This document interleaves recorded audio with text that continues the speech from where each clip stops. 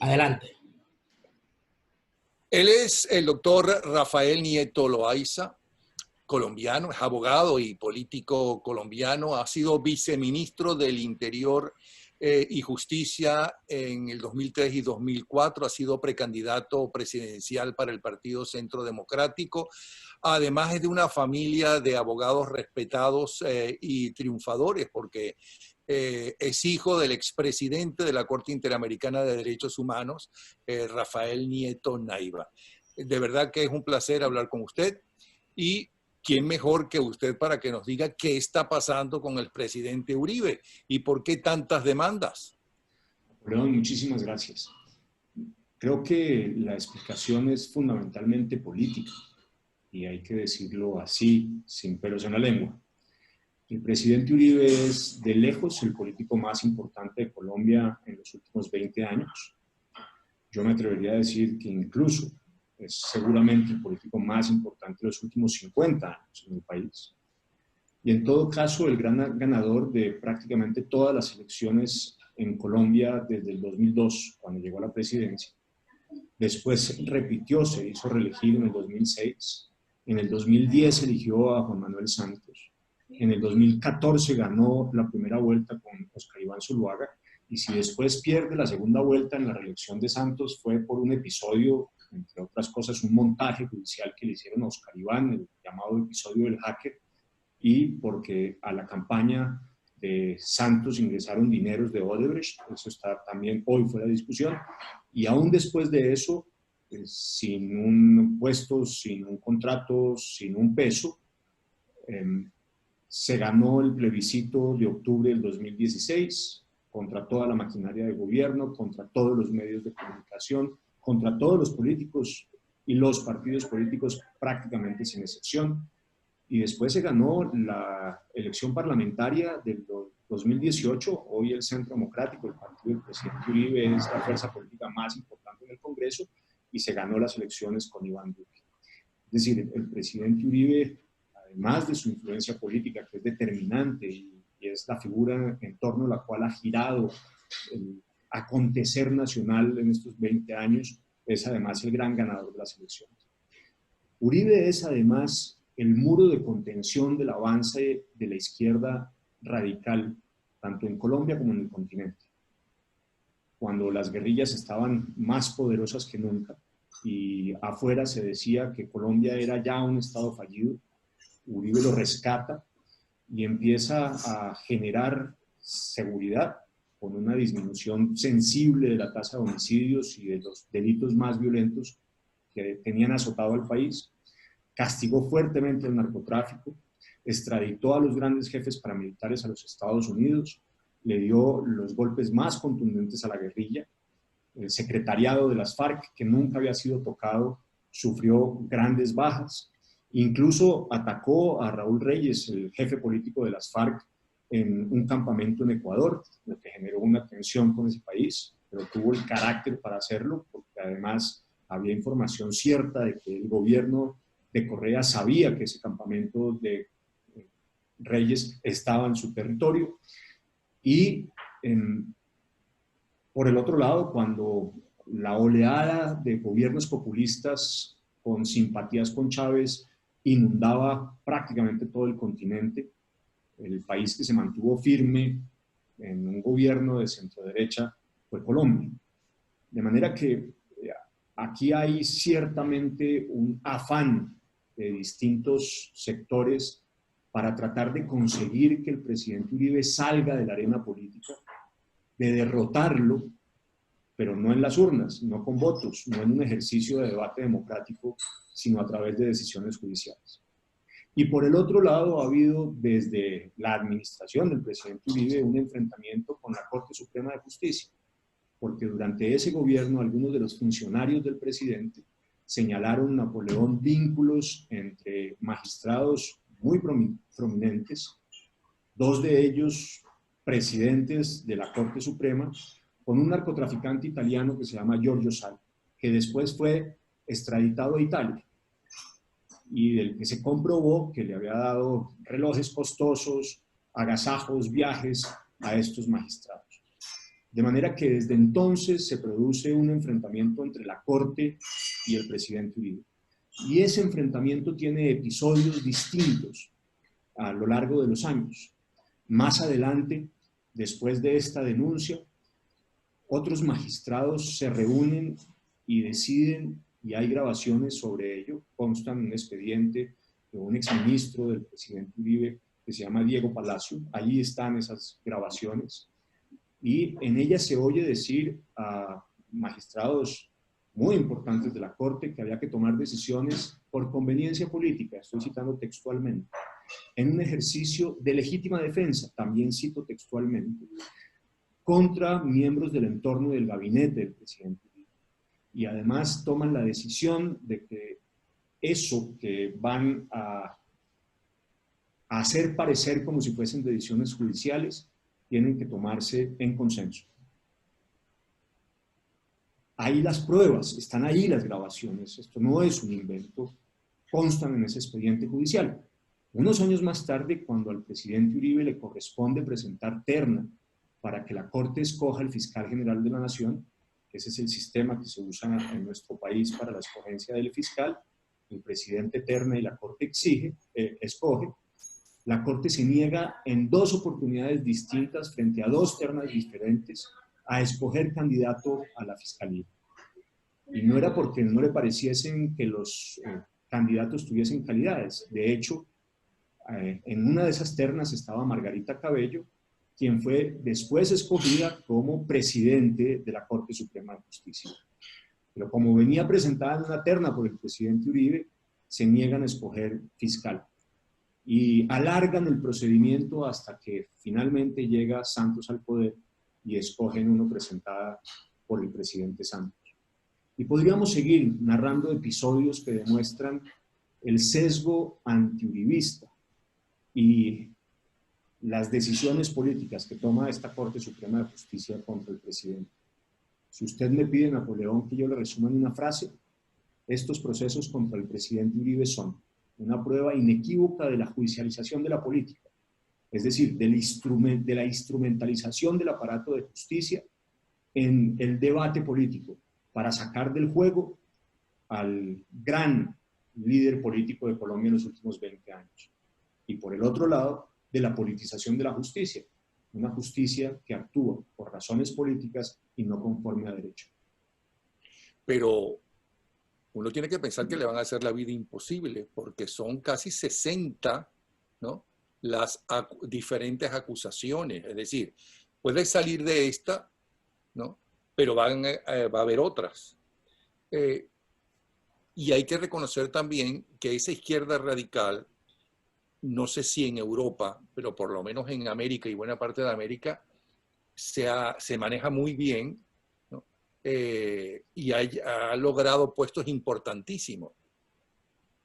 ¿Cuál es entonces la equivocación de los demócratas de América Latina que ha permitido tanto desarrollo de esa izquierda radical, según su punto de vista? Yo creo, Napoleón, que es un conjunto de factores distintos el que se acumula aquí para explicar lo que ha pasado. Lo primero es que desde el centro a la derecha en nuestro continente, el pensamiento es cortoplacista y además casi siempre centrado solo en las próximas elecciones. En cambio, el pensamiento de la izquierda radical es siempre un pensamiento a mediano y a largo plazo. Y eso hace una gran diferencia. El segundo punto a favor de ellos es que del centro a la derecha no tenemos planteamientos estratégicos. En general somos defensivos, coyunturales. En cambio, la izquierda radical viene desarrollando una estrategia desde hace muchísimos años que se ejecuta de manera sistemática y más allá de la coyuntura. Y ahí hay un segundo punto. El tercero, del centro a la derecha hemos creído que la política, Napoleón, se hace, en principio, con partidos y movimientos políticos. La izquierda, en cambio, lo que ha hecho es política con movimientos sociales. La izquierda hace política con los sindicatos, con los LGTBI, con los indígenas, con los estudiantes. La izquierda hace política con los sectores sociales. Nosotros del centro de la derecha no, y eso es una gran equivocación. Lo tercero es que en este ejercicio sistemático, la izquierda ha ido ocupando en nuestros distintos países, penetrando las instituciones. Por un lado, el aparato judicial, por el otro lado, los medios de comunicación, y uno puede afirmar inequívocamente, Napoleón, que una inmensa mayoría de nuestros periodistas, no solamente en Colombia, sino en los otros países del continente, tienen simpatías por la izquierda. Y finalmente han penetrado el sistema educativo.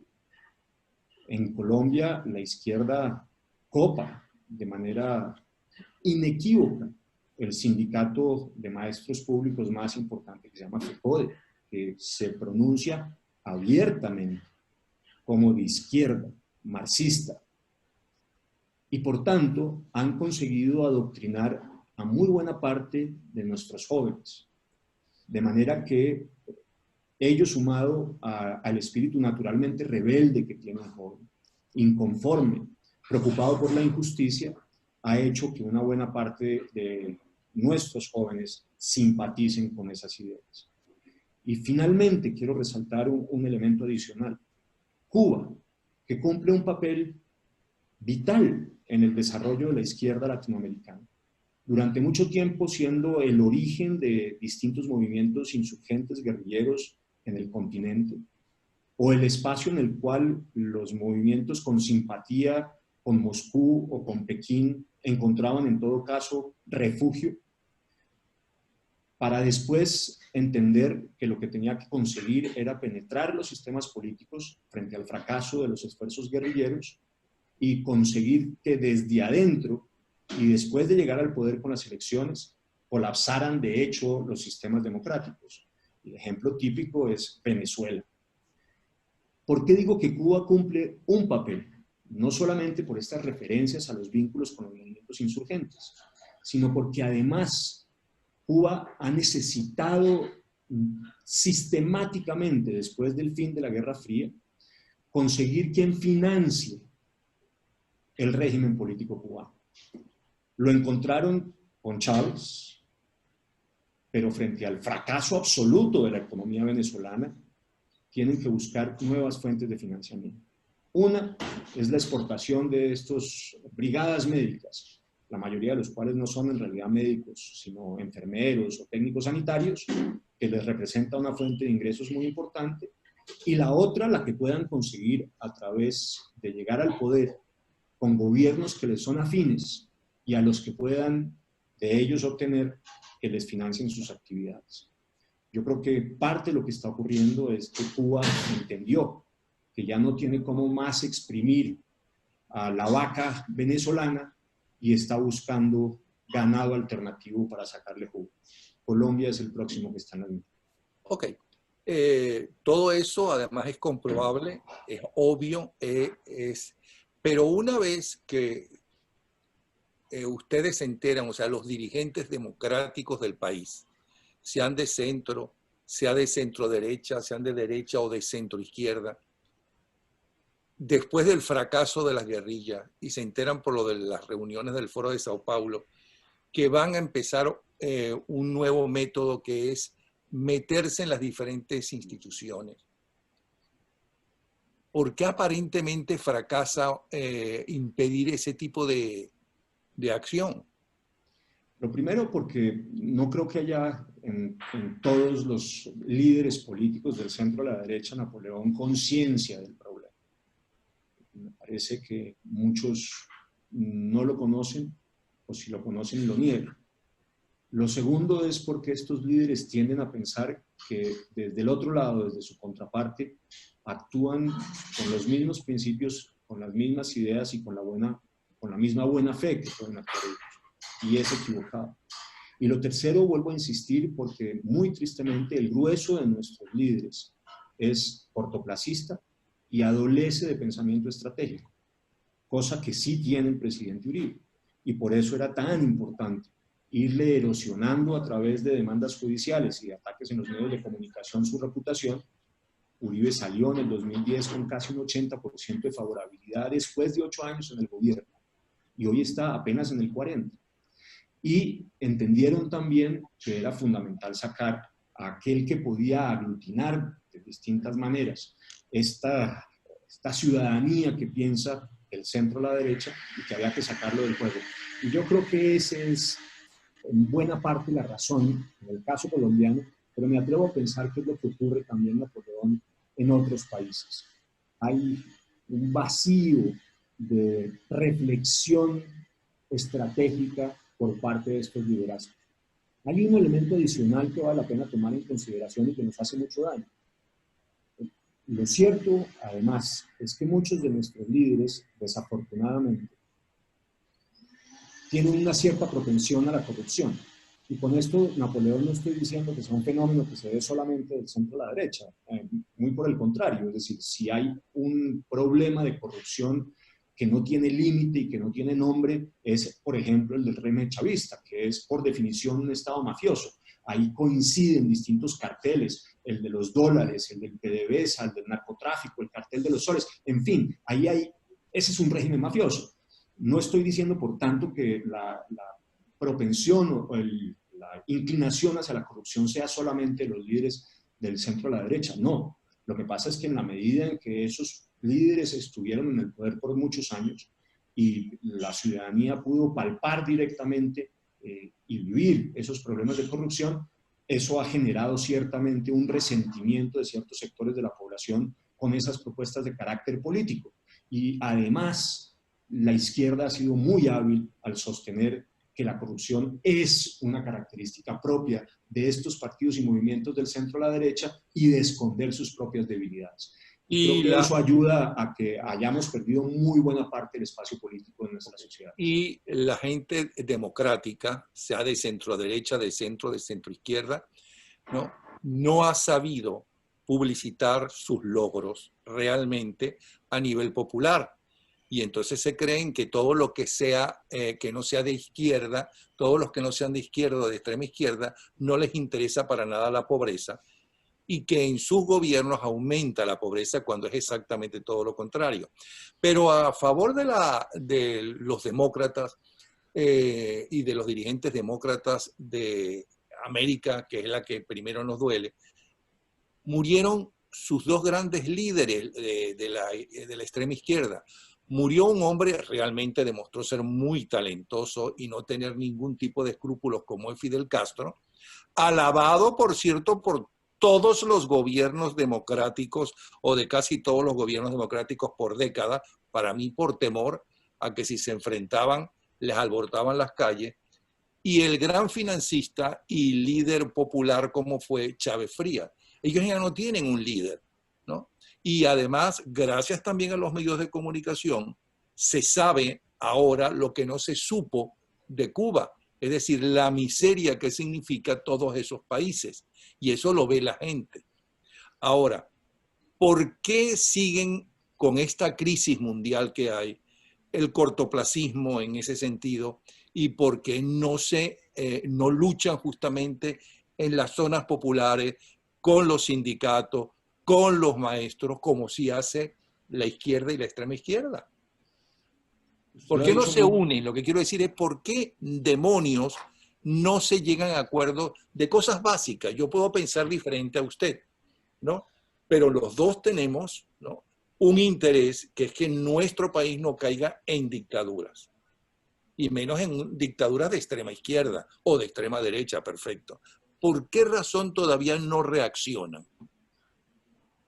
Yo creo que es correcta la afirmación de Napoleón en la dirección de que es indispensable una unidad de aquellos que pensamos que hay que proteger dos pilares esenciales al interior de nuestras sociedades.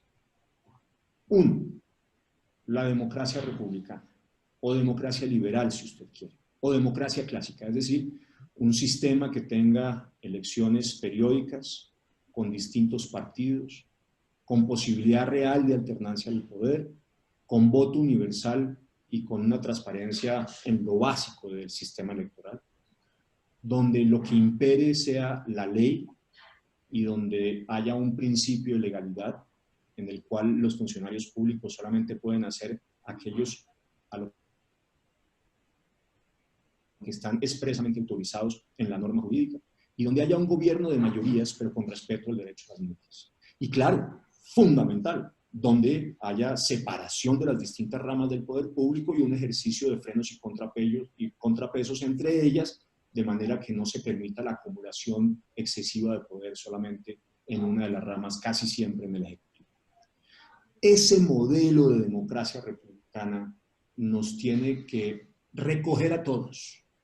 Y los que no crean en ello, los que quieran defender pseudodemocracias, democracias populistas, usted póngale el nombre que quiera a todos esos ejercicios que, por supuesto, por el valor que tiene el simbólico, la palabra democracia, siguen llamando a regímenes autoritarios eso, democracias, aunque en realidad no lo sea. Además de esa defensa de ese pilar, debe haber una segunda tarea, que es la de aglutinarnos en torno de la economía social de mercado como el mecanismo que permita la regulación de las actividades entre los particulares, la creación de riqueza, la posibilidad de que se desarrollen emprendimientos individuales, la generación de empleo y por esa vía la disminución de la pobreza. Ahora, en el caso colombiano, los resultados, Napoleón, son evidentes y claros. Nosotros en 1999 teníamos todavía un 50% de la población viviendo en pobreza. En el 2018, 20 años después, solamente el 27% de la población era pobre. Y logramos reducir la pobreza extrema del 22 al 7%. Y logramos conseguir que el coeficiente de Gini, que mide la desigualdad, bajara del 0.6 al 0.5 el año pasado. Una tercera parte de la población sigue siendo mucha gente en pobreza, no hay la menor duda, y que todavía tengamos un 0.5% de desigualdad muestra que seguimos siendo una sociedad muy desigual. Pero los avances son sin duda sustantivos. Y logramos reducir el hambre de 4.8 millones de colombianos en el 2006 a 2.5 millones en julio del año pasado. Un 43% menos. Ok, pero todo eso hay que repetirlo una y otra vez y llegar personalmente y tocar las puertas de los sindicatos, de la gente humilde y demás, y demostrarle todo eso. Pero el tiempo lo tenemos muy reducido porque eso es una de las cosas que no me gusta de Zoom, ¿no? Tenemos 40 minutos y creo que ya estamos casi. Si ya Venezuela es un problema no solamente para los venezolanos, y que evidentemente nos corresponde a nosotros estar a la vanguardia de la lucha, y el pueblo ha salido casi por 20 años. Yo creo que empezó a salir al segundo año de Chávez Frías a las calles. Ahora está el narcotráfico, ahora están los guerrilleros colombianos, ahora están los radicales musulmanes. ¿Por qué los otros países que de verdad tienen problemas, como por ejemplo ustedes, no sienten que ese es un problema de ellos? Que sí hay que unirse y que hacer un ejército para enfrentar no a unos malos políticos, ¿no? Ni siquiera unos políticos extremistas, sino a unos delincuentes y a unos terroristas que están afectando cada uno de los países, y con el exilio venezolano están afectando inclusive a las economías de sus países. ¿Qué es lo que pasa con los países latinoamericanos que no se ponen de acuerdo? Dice, pues aquí esto hay que terminarlo de una vez. Ya los diálogos fracasaron. ¿Qué cree usted que pasa, que se necesita? Napoleón, déjeme dividir mi respuesta en dos partes. La primera en relación con Colombia. Nosotros sí lo dijimos claramente desde el presidente Uribe hacia abajo y señalamos los peligros de que Colombia sufriese una deriva de lo que hemos denominado el castrochavismo. Y creo que esa advertencia ayudó a que Gustavo Petro, quien fue además quien trajo a Colombia a Chávez después del golpe de Estado, finalmente no lograra llegar al poder. Lo que intento señalar es que el presidente Uribe tiene clarísimo ese peligro, lo señaló expresamente y lo dijimos nosotros en campaña una y otra vez, y creo que eso sensibilizó a parte de la población. Pero aquí uno siempre corre el riesgo de que terminen diciéndole que está como el pastorcito mentiroso. Es decir, ahí viene el lobo, ahí viene el lobo, y eso termina cansando de alguna manera a ciertos sectores poblacionales, que no tienen la misma información ni están tan alerta como uno puede estar. De manera que es un discurso que hay que manejar con cuidado, es decir, con persistencia, pero con cuidado, porque corre el riesgo de desgastarse y por esa vía de que se bajen las defensas que tiene que tenerse frente a ello. Y después hay un problema de carácter regional. Por un lado, durante mucho tiempo, la influencia que tuvo la petrodiplomacia de Chávez, en la época sobre todo de bonanza, que permitió que muchísimos países terminaran bajo la órbita de esa corriente ideológica, o porque habían sido claramente sobornados por los apoyos económicos que se producían en metálico o a través de crudo por parte de Chávez, o por las simpatías ideológicas. Es que hay que recordar que hace apenas muy pocos años Brasil, Uruguay, Argentina, Chile, Bolivia, Ecuador, Nicaragua, todos tenían regímenes simpatizantes con Chávez. Bueno, eso ha ido cambiando, pero yo no hago sino advertir que el péndulo se puede devolver y que hay que tener especial cuidado en que no vayamos a tener un retroceso. Y todo ello a pesar del desastre del régimen venezolano, porque en una cosa coincidimos plenamente usted y yo, Napoleón. No hay un solo ejemplo en la historia de la humanidad y no hay un solo ejemplo hoy que muestre que el socialismo puede generar progreso y disminuir la pobreza. Muy por el contrario, la historia nos demuestra siempre que el socialismo lo que hace es ahondar la pobreza, aumentar la miseria y además eso viene acompañado con restricción del ejercicio de los derechos y libertades de carácter civil y político. Miremos los ejemplos todos. China fue un fracaso, Vietnam fue un fracaso, la Unión Soviética fue un fracaso, Cuba es un fracaso, Venezuela es un fracaso. No es posible encontrar un solo ejemplo para poder probar que la propuesta que ellos hacen en relación con lo que debería ser la democracia y el sistema económico funciona. Al contrario, pero son muy hábiles en esconder esas debilidades.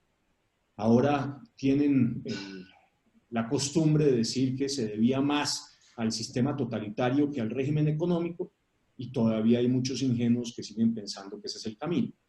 ¿A qué nos obliga en todo caso, Napoleón, esta reflexión? Al reconocimiento de que en la medida en que haya tantos y tantos millones de latinoamericanos todavía pobres, a pesar de avances como el que yo señalé en Colombia, lo cierto es que ese número muy sustantivo todavía de pobreza es el caldo de cultivo para los discursos de la izquierda. El que nada tiene que perder. Y la idea de que le quiten a los demás para que le den a él es una idea que puede terminar por parecerle atractiva. Y si eso se va haciendo con más sazón, poniéndole más picante a través del adoctrinamiento de nuestros jóvenes y de cultivar el odio y el resentimiento, pues uno va encontrando al final una explicación de por qué, a pesar de que la realidad muestra que los regímenes socialistas son un fracaso, al final haya tantos todavía que terminan apoyando a líderes populistas y de izquierda radical en nuestros países. Y ese es el temor de no intervenir, encabezado por militares venezolanos, patriotas, y que, como les obliga la Constitución, que intervengan también otros países. Todavía se les está viendo a esta banda que está en Miraflores como políticos malos, extremistas, y no como lo que son unos delincuentes. Yo sí creo que todavía hay sectores de la población y algunos líderes políticos que ven el régimen de Maduro como uno que está, digamos, que tiene tentaciones autoritarias y que son malos gobernantes, pero que no reconocen el carácter delincuencial de ese régimen. Ese es un régimen mafioso, claramente. Y si alguien lo sufre es Colombia. nosotros tenemos múltiples problemas generados por esta convivencia con el régimen chavista. Allá en territorio venezolano encuentran refugio y aprovisionamiento logístico las FARC, el ELN y además grupos armados organizados dedicados solamente al narcotráfico. Por Venezuela es por donde sale la coca que se produce en territorio colombiano. El contrabando se genera también por la frontera entre los dos países, de manera que por vía del contrabando se hace el lavado de activos. Hay más de 2 millones de inmigrantes venezolanos hoy en Colombia y una penetración sistemática y constante del aparato de inteligencia venezolano y cubano tratando de desestabilizar el régimen colombiano. Además, perdimos un mercado que era de casi 8.000 millones de dólares, el segundo más importante para nuestro país. Se cerró la frontera y sufre, por supuesto, la gente de la frontera del hecho de que no haya intercambio comercial con sus compatriotas del otro lado. El mayor de América Latina. La frontera más viva de todas, así es. De manera que nosotros sufrimos permanentemente la tragedia de que no haya una modificación. Pero perdone que le interrumpa, está acabando el tiempo.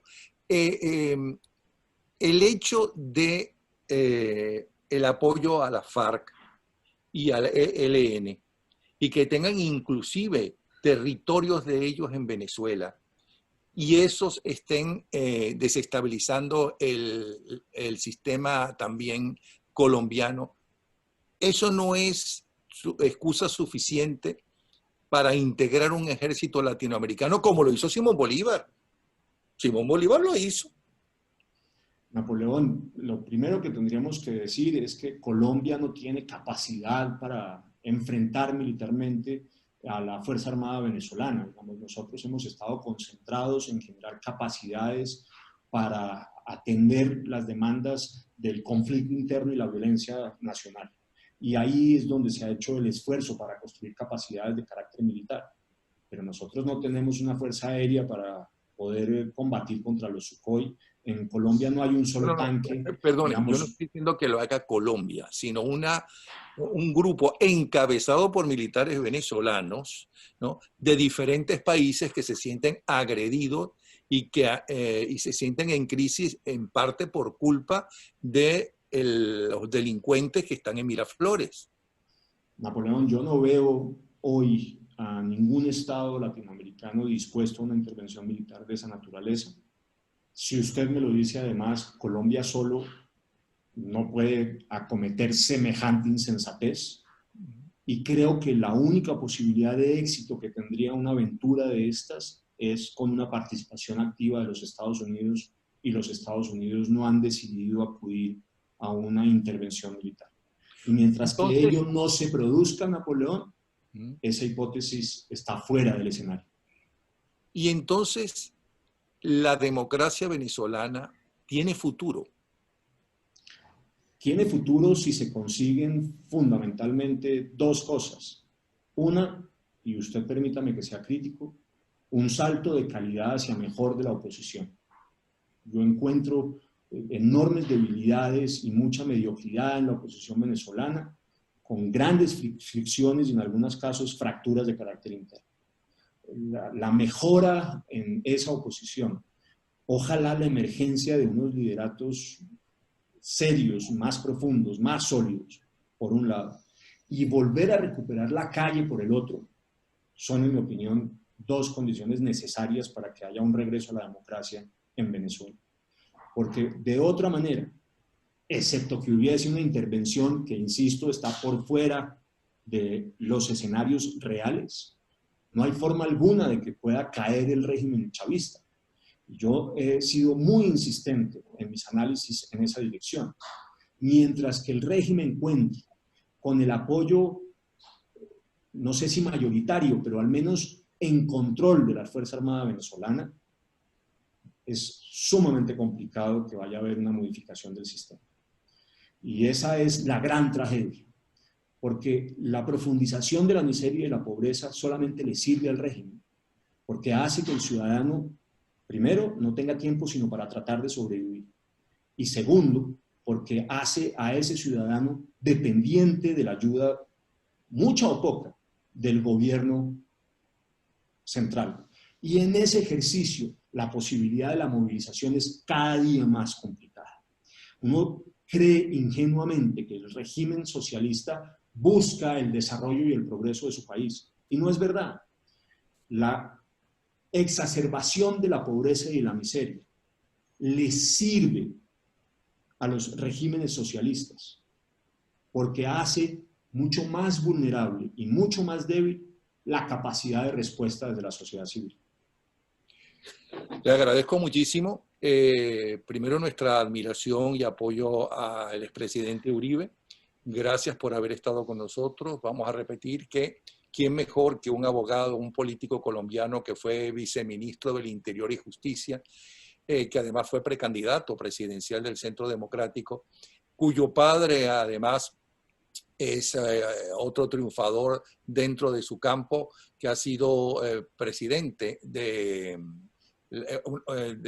la Corte Interamericana de los Derechos Humanos, para escuchar sus planteamientos, sus ideas, no solamente de Colombia y de lo que le están haciendo al expresidente Uribe, sino lo que piensa sobre Venezuela. Muchísimas gracias y estamos siempre a la orden, ¿sí? Napoleón, muchas gracias a usted por pensar que mi opinión pueda ser interesante, no solamente aquí, sino afuera. Gracias por su paciencia y por disponer de este espacio para conversar conmigo. Estoy muy agradecido. No, gracias por su paciencia y también tengo que dar las gracias a Daniel Lara Farías, que es quien ha hecho el trabajo técnico para que esto fuera posible. Gracias. Adelante.